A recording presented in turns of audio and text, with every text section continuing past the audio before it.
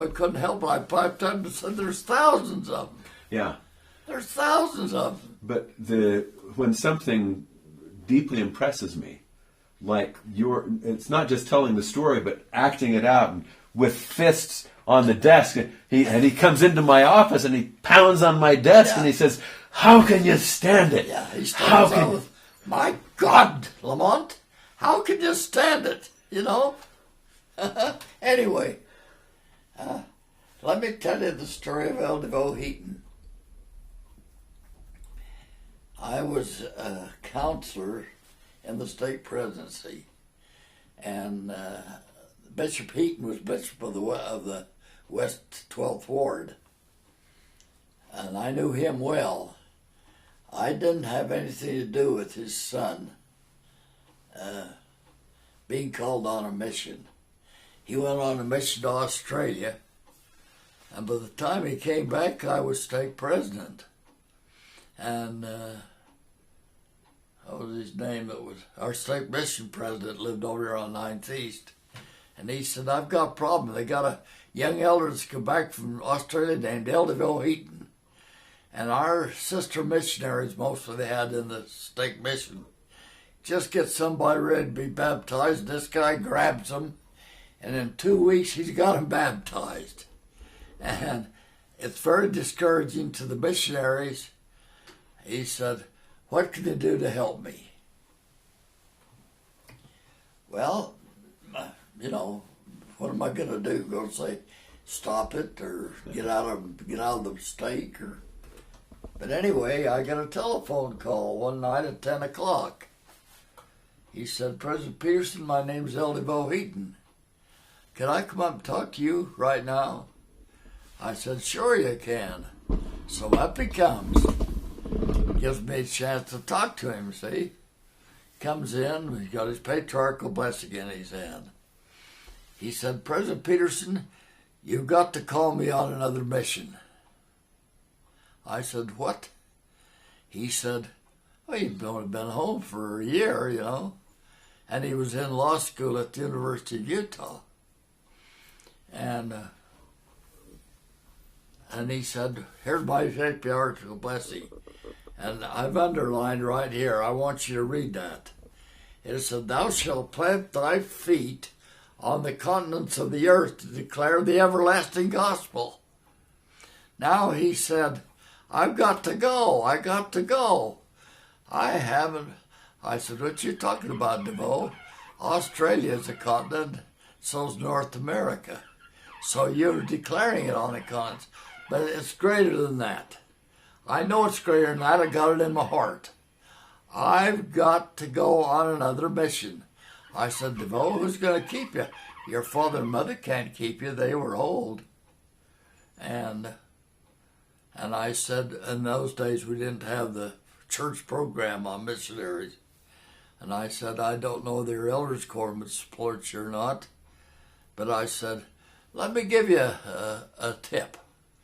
I said, "You're just full of the spirit of the mission." I said, "I've actually had a couple of complaints about your enthusiasm for the gospel and entering into where others are already working." But I said, "DeVoe, let me tell you something. You're finding that going to law school at the University of Utah is a little different than being on a mission in Australia, where your father is sending you the money and you're spending all your time and you're having great success and it's full of joy." I said, "You don't get much joy out of sitting in a class of law school at the University of Utah, do you?" "No." I said, "Let me give you a promise. You forget about the mission at this time. You go and you get your degree in law at the University of Utah. And you come out of that thing the best damn Mormon attorney that ever come out of that school. And you go out into the world and you use all the testimony and honesty and everything that's in your soul as being a LDS man in the law. and then the Lord will open a way for you to find these other continents. That's a strange thing to tell a young guy, isn't it? Anyway, he went away, and he got his degree. Of course, I didn't see him. He wasn't living home. But he got his degree. He went to Las Vegas, Nevada, and set up a law practice in Las Vegas, Nevada. Very successful.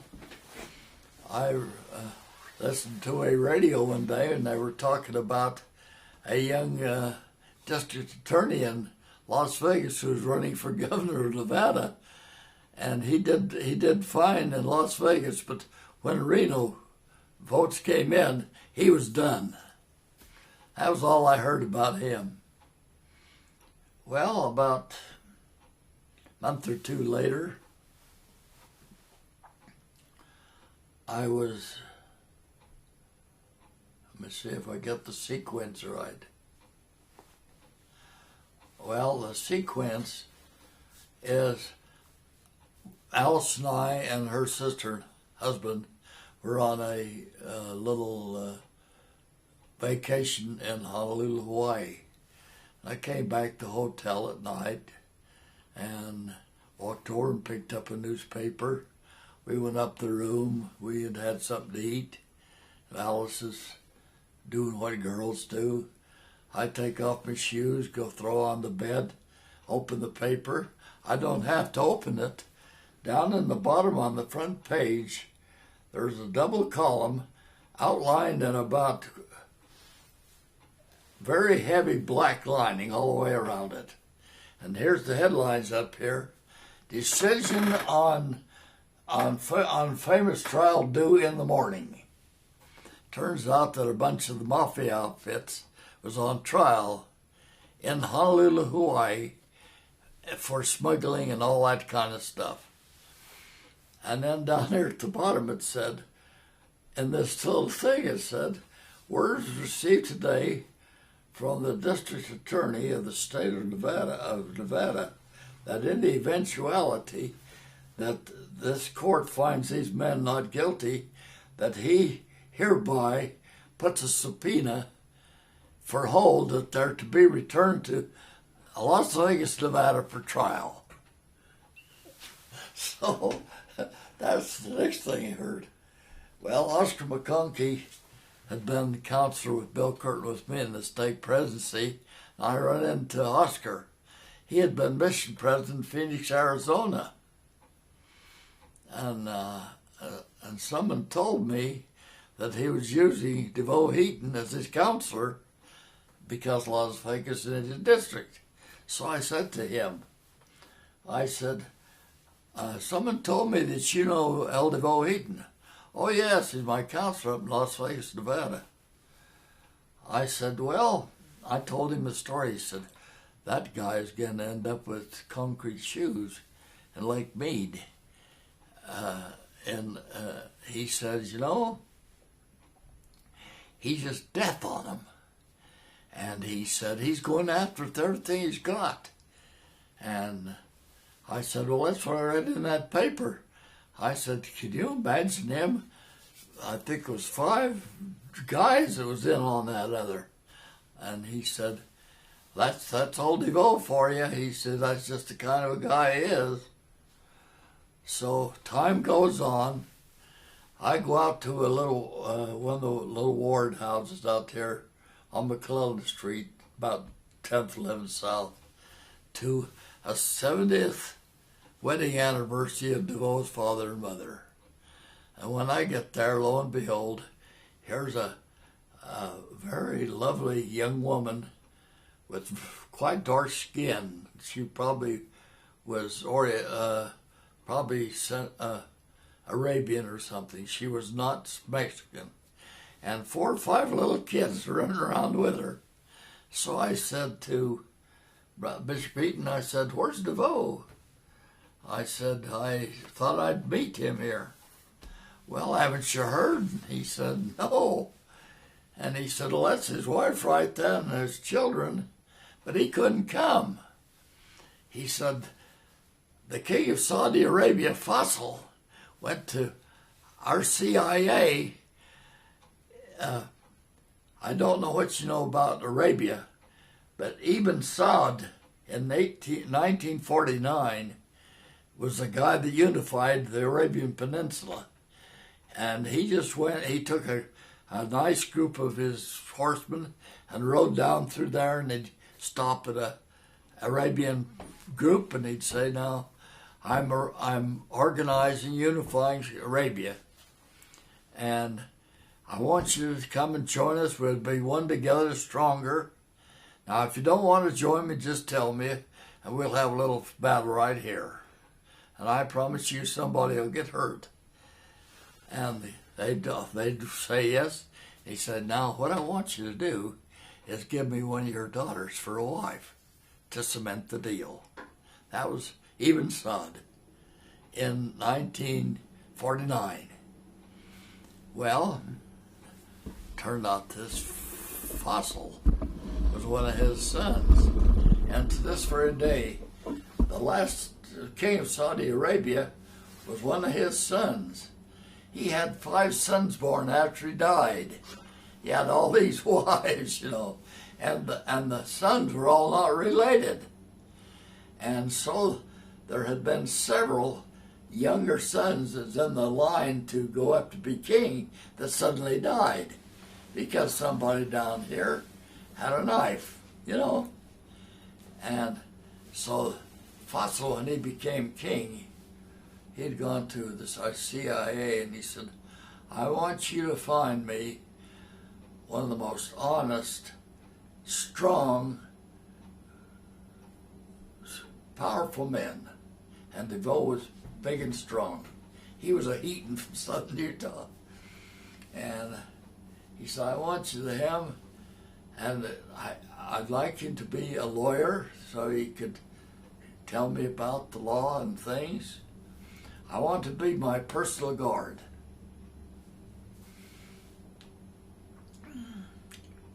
So he says, I want you to recommend somebody for me.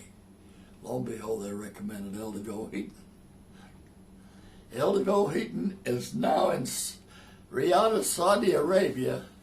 He lives with his family on the same compound with a wall around it that the King Fossil lives on. And here's old DeVoe over there every Monday night. They're having family home evening, and all Fossil's kids are coming over with his kids to join us in family home evening. So here comes old Fossil over. So what's going on over here? DeVoe told him that our religion is we have this family home evening, we do it. And Fossil said, can I see your book? So he gives him his book. He said, I'll bring it back to you. Brings it back. He goes and has that book printed in Arabic for his own family, And, well, it turns out that Fossil, as the head of Saudi Arabia, of course, they were the oil power in the world in that day. And he had his own 747 or whatever they call it. And he had an office for DeVoe in that thing. And he said to DeVoe, well, now, DeVoe, we're going to fly a lot of places. And I know that you have a great love of your religion. And someone told me that you have little pamphlets you held out. And DeVoe said, yeah, they're called tracts. Well, he says, I want you to give me 3 of those. And I'll give you a chance while we're having meetings on oil. You can do a little bit of missionary work for your church. See, talk about nation, the continents of the earth. DeVoe told me this himself. I've been in every continent of the world except Antarctica. And he get on the plane. Here they're going to Sweden. He get on his plane, there sitting on his desk is 3 little tracts, maybe a dozen or so of them, of each one, all in Swedish. They go to Argentina, there it is in Spanish. wherever they're going, there it is. He said, DeVoe said to me, he said, you know, I said to Fossil one day, Fossil, he said, I patted him on the back, and he said, I said, Fossil, you're a Mormon. He said, Fossil, he said, you know how big those guys can grin and how big teeth they got. He looked at me with his big teeth showing, he said, DeVoe, how long do you think I'd be king of Saudi Arabia if somebody even thought I was a Mormon? Well, the years go by, and I got talking to somebody from Las Vegas. Turned out, because of his with Fossil, when Fossil died, he came home. He built a 5-story office building in Las Vegas. His boys were coming up, and they had a new president in one of those little republics south of Mexico, there in Central America. I forgot just which one now. And he was a DeVoe was invited by the new president, who he had known, to come down for his inauguration. So they go down there, and the day of the inauguration, they get up early in the morning, they go have breakfast, come out to have some fresh air, look around. And he said to his wife, he says, you know, I don't know if there's something I eat or what I've caught, but he said, I feel a little bit like I need to upchuck. He said, I'm going to go get a drink of water. He said, why don't you see if you can get a cab and we'll take a little drive down to get some fresh air down along the coast. So they get in this cab, and down there they go. He gets a drink of water, and they're driving down along this road. And the road turns out it's on a kind of the top of a cliff, because the ocean has eroded it out, but there is bushes along the side. And after they're riding down there for a half hour or so, he suddenly says to the cabbie, could you please hurry up, let me out, stop, let me out? I don't want to dirty your cab, and I've just got to upchuck. So out of there he goes, around back of the cab he goes. His wife and the cabbie sitting there, and they're waiting. Minutes go by, quite a time goes by, and finally she said, I can't figure out. He must be really sick, because that's a lot of time. So the cabbie goes out, and he said, I can't figure it out, he's not here. Well, it turned out that what DeVoe had decided to do, instead of just do it there on the road, is to take a little hole in those bushes and do it there. And he'd walked into those bushes and fallen about 75 feet. They found his body at the bottom of the cliff. That's the end of DevoeHeaton.